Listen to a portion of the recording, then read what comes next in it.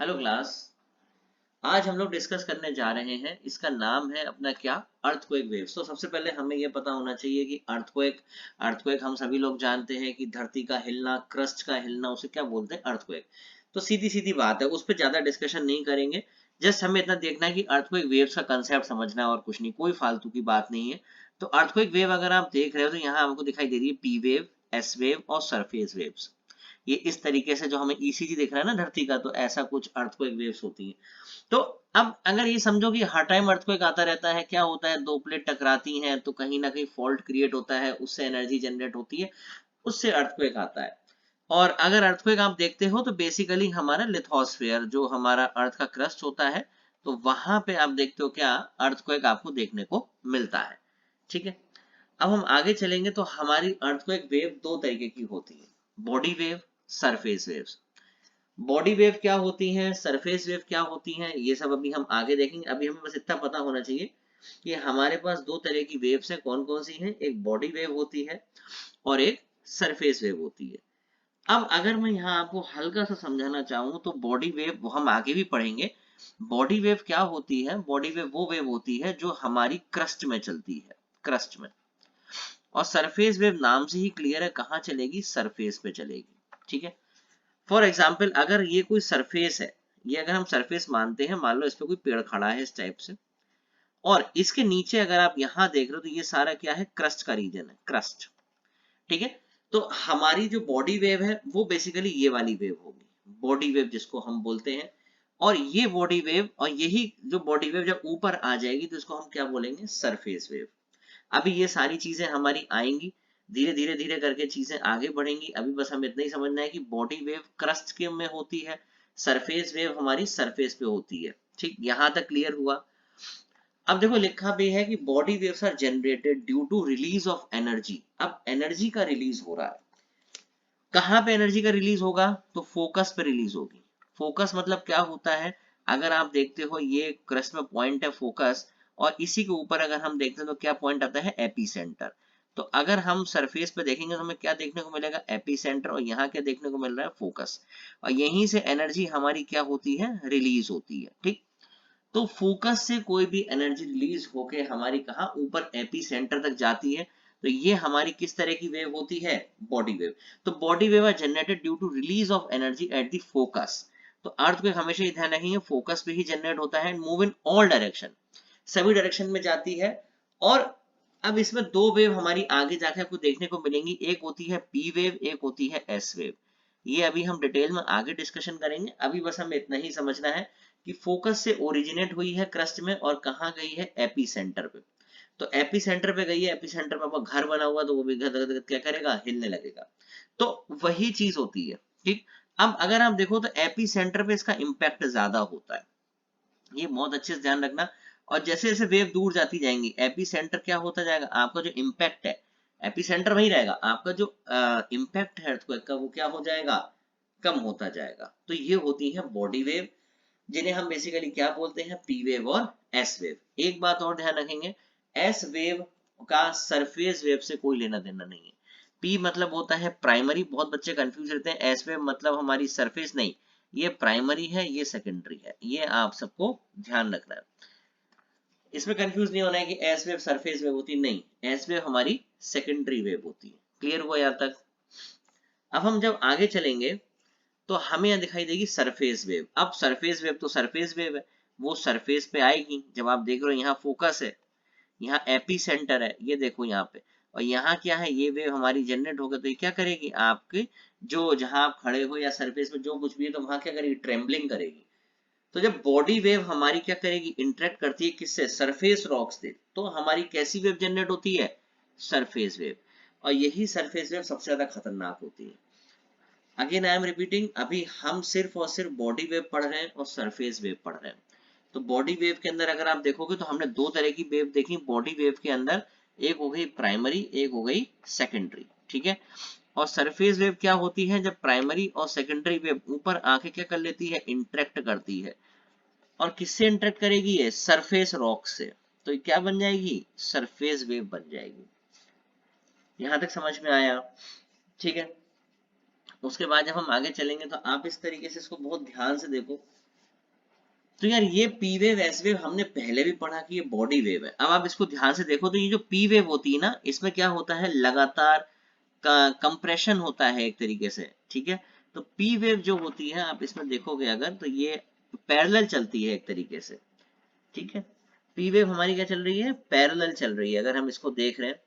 और P wave parallel चलने के साथ साथ क्या कहानी बनती है इसमें, यहाँ आप देखो दोबारा से क्या दिखाई देगी आपको, सेकेंडरी वेव। ये हमारी क्या हो गई, प्राइमरी वेव, ये हो गई सेकेंडरी वेव। तो ये देखो, ये अगर आप देखोगे ये एनिमेटेड नहीं है, ये इस तरीके से यहाँ पे चलती है पी वेव। तो ये हम क्रस्ट के अंदर चल रहे हैं। लेकिन जैसे ये है मेन चीज, अब जैसे आप एस वेव में आओगे तो एस वेव आप देख रहे हो, तो एस वेव हल्का हल्का अंदर इस तरीके से उठ के चल रही है ये। और सरफेस वेव में आपको ये वाला पॉइंट जो है, ये वाला पॉइंट ये थोड़ा ऊपर आ गया है, ठीक है। तो ये हमारा क्या जो फोकस है, जो एनर्जी है, वो रप्चर शिफ्ट हुआ है, ऊपर आ गया। तो यहाँ आप देखो इस तरीके से आपको क्या ट्रेम्बलिंग देखने को मिलेगी, ये देखो ट्रेम्बलिंग, ठीक है। ट्रेम्बलिंग यहाँ भी देखने को मिल रही है, लेकिन आप इसको इस तरीके से समझो कि ये यहाँ पे इस तरीके से मूवमेंट हो रहा है, ठीक है। तो ये हो गई प्राइमरी वेव, फिर हो गई आपकी सेकेंडरी वेव, देन हो गई आपकी सरफेस वेव, ठीक। अब कौन इसको रिकॉर्ड करता है, तो एन इंस्ट्रूमेंट कॉल्ड सिस्मोग्राफ। तो सिस्मोग्राफ जो है वो इस वेव को रिकॉर्ड करता है और अर्थक्वेक का ईसीजी निकाल के दे देता है कि ये रही प्राइमरी वेव, ये रही सेकेंडरी वेव, ये रही सरफेस वेव। अब आप इसकी इंटेंसिटी चेक कर लो। तो instrument called seismograph record the waves reaching the surface. ये सिंपल सा क्वेश्चन है। खैर जल्दी से इसको देखेंगे क्या है। एक बात ध्यान रखेंगे, इनर कोर जो अर्थ का क्रस्ट मेंटल कोर होता है, तो उसमें अगर आप देखोगे तो इनर कोर क्या है, सॉलिड है, और आउटर कोर क्या होगी, लिक्विड होगी। तो इनर कोर सॉलिड है, आउटर कोर लिक्विड है। इसको बस बताने का भी यहाँ इतना सही सेंस है कि अभी आप इसको जस्ट याद रख लो। आगे आगे जब हम करेंगे ना, तो आपको ये चीज समझ में आएगी। अब देखो क्या होता है यार इसमें, वेलोसिटी वेव की चेंज होती है as they travel through material with different densities. हमें पता है कि अगर जैसे हम एक मेज के एंड पे बैठे हैं, एक जना इधर बैठा है, एक जना इधर बैठा है। मैं अगर मेज पे जोर से हाथ मारूंगा तो क्या होगा, उसका जो वाइब्रेशंस है वो दूसरे बंदे तक जल्दी से पहुंच जाएंगी। लेकिन ये काम लिक्विड में करूंगा तो कम देर से, और गैस में करूंगा तो बहुत कम देर से। तो वही चीज है, the denser the material the higher is the velocity. तो वेलोसिटी जो वेव की है चेंज होती है मीडियम के हिसाब से। ये बात यहाँ तक समझ में आ रही है, ये बहुत इंपॉर्टेंट चीज है। The direction also changes as they reflect or refract। अब देखो यार रिफ्रैक्शन का कंसेप्ट आ रहा है। ये रिफ्रैक्शन का कंसेप्ट क्या है, ये अभी हम जस्ट आगे देखेंगे। अभी हमें इतना ही ध्यान रखना है कि वेव्स हमारी रिफ्रैक्ट भी करती हैं। जैसे एक मीडियम से दूसरे मीडियम में हम कभी भी देखते हैं कि अगर आप पानी पेंसिल डालो अगर अपने बीकर में, तो हमें देखते हैं कि पेंसिल हमें टिल्ट दिखाई देती, तो रिफ्रैक्शन की वजह से ऐसा होता है। अब इनर कोर हमारी क्या होती है, सॉलिड। आउटर कोर क्या होती है, लिक्विड। ये मैं बार बार इसीलिए बोल रहा हूँ कि इसको एक बार ध्यान से रखना, ये इंपॉर्टेंट होता है, ठीक है। नेक्स्ट हम चल रहे हैं पी वेव पे। तो पी वेव हमारी क्या है, प्राइमरी वेव से, सिंपल है, प्राइमरी वेव है, हमने पहले ही पढ़ लिया था। Move faster and first to arrive at the surface, सबसे पहले ये सरफेस पे आती है। सिमिलर टू साउंड वेव्स, ठीक है। और ये बात ध्यान रखेंगे, ये तीनों मीडियम से चलती है। कॉम्पिटिटिव एग्जाम में बहुत पूछा जाता है कि हमारी पी वेव्स बेसिकली अगर आप देखो तो कहाँ कहाँ से चलती हैं, तो सॉलिड में भी चलेंगी, लिक्विड में भी चलेंगी, और गैस के स्टेज में भी चलेंगी। तीनों स्टेज में आपकी सॉलिड, लिक्विड, गैस में आपकी पी वेव मूव करती है, ठीक है। उसके बाद अगर आप सेकेंडरी वेव देखोगे तो हमारी S wave arrive at the surface with सब टाइम लैग। ये टाइम लैग क्यों है, क्योंकि पहले पी वेव आती है, पी वेव के बाद एस वेव आती है। ये दोनों ही बॉडी वेव है, क्रस्ट के अंदर चलती हैं, ये हमें ध्यान रखना है। और ये सिर्फ और सिर्फ सॉलिड से ही मूव करती है, ये इंपॉर्टेंट है कि they can travel only through solid material. ये सॉलिड है, इसको सही कर लेंगे, थोड़ा सा टाइपो एरर है, ये सॉलिड है।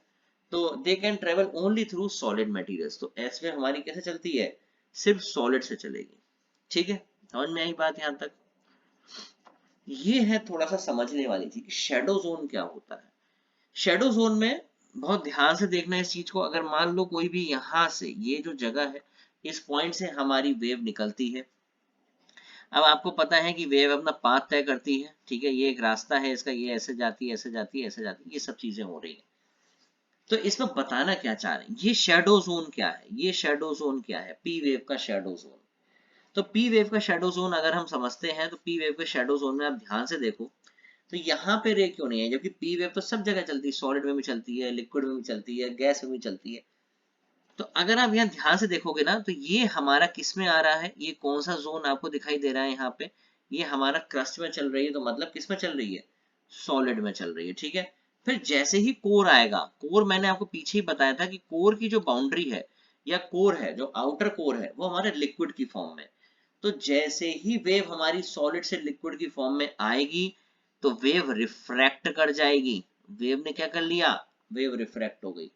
आप यहाँ भी देखो, वेव क्या कर रही है, रिफ्रैक्ट हो रही है। तो वेव एक एंगल पे क्या कर रही है, रिफ्रैक्शन कर रही है, ठीक है। इस वजह से अब यहाँ से ये, अब इनर कोर अगर आप देखोगे तो इनर कोर क्या है, सॉलिड है। तो इनर कोर सॉलिड होने की वजह से अब देखिए, जैसे ये कोर में एंटर करेगी, तो कोर में तो ये वेव हर जगह रिफ्रैक्ट करेगी, ठीक है।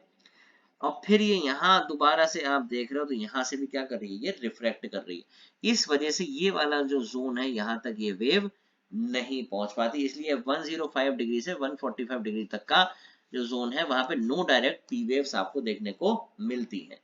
तो ये हो गया पी वेव का शेडो जोन, कि पी वेव हमें यहाँ पे देखने को नहीं मिलती है। समझ में आ रही बात। तो हमने अभी तक क्या देखा कि पी वेव और एस वेव, ये दोनों ही वेव क्या है, बॉडी वेव है, ये आपको ध्यान रखना है। और यही बॉडी वेव जब सरफेस पे आ जाती है, तो ये क्या बन जाती है, सरफेस वेव बन जाती है। और सबसे इंपॉर्टेंट चीज हमें क्या ध्यान रखनी है, वो ये है कि यहाँ पे जो सरफेस वेव ऊपर आ रही है, वो सबसे ज्यादा डिस्ट्रक्शन कॉज करेगी, सबसे ज्यादा दिक्कत पैदा करेगी, ठीक है।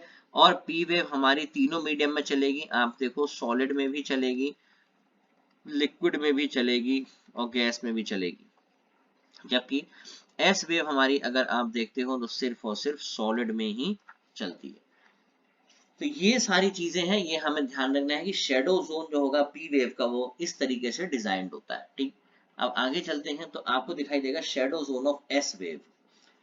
यार एस वेव का शेडो जोन अगर हम देखते हैं यहाँ पे, तो आप इसको ध्यान से देखो, तो यहाँ पे भी हमें कोर दिखाई दे रहा है, यहाँ पे भी हमें एस वेव के शेडो जोन में यहाँ से पूरा रास्ता दिखाई दे रहा है। आप ये देखो, ये देखो, इस तरीके से हमारी ये क्या पी वेव्स निकल रही हैं, ये देखिए, ठीक है। अब यहाँ क्या बताना चाह रहे हैं कि यहाँ पे तो इतना बड़ा शेडो जोन है, इतना बड़ा शेडो जोन है। तो ये इतना बड़ा शेडो जोन कहाँ से आ गया, ये क्या हो गया जो इतना बड़ा शेडो जोन आ गया, शेडो जोन कैसे बन गया इतना बड़ा। तो कहानी यहाँ क्या है कि एस वेव हम इसीलिए बोलते हैं कि एस वेव सिर्फ और सिर्फ किसमें ट्रेवल कर रही है, सॉलिड में ट्रेवल कर रही है। देखो इस लेक्चर में कोई फालतू की बातें नहीं है, डायरेक्ट कंसेप्ट बताया गया है, कुछ नहीं खींचा गया है कि हम बोलते ही जा रहे हैं बोलते ही जा रहे हैं, ऐसा कुछ नहीं है। सारी चीजें बिल्कुल क्रिस्टल क्लियर करी गई हैं। अगर फिर भी कोई डाउट है तो आप कमेंट सेक्शन में लिख सकते हो, तुरंत हम रिप्लाई करेंगे। और ऐसी वीडियोस बनाते रहेंगे जिससे कंपटीशन में भी और आपके सारे सब्जेक्ट्स को भी जस्ट स्ट्रॉन्ग कर सके। मैकेनिज्म पे हम फोकस करते हैं, रटवाने वाली चीज तो ठीक है अब होता है, लेकिन मैकेनिज्म भी हमें पता होना चाहिए कि ऐसा क्यों हो रहा है, ठीक है। तो अब यहाँ देखो शेडो जोन अगर आप एस वेव का देखते हो, तो यहाँ देखो ये क्या है, जैसे ही हमारी ये वेव यहाँ पे आएंगी, हमें पता है कि एस वेव हमारी किस में चलती है, सिर्फ और सिर्फ सॉलिड में चलती है।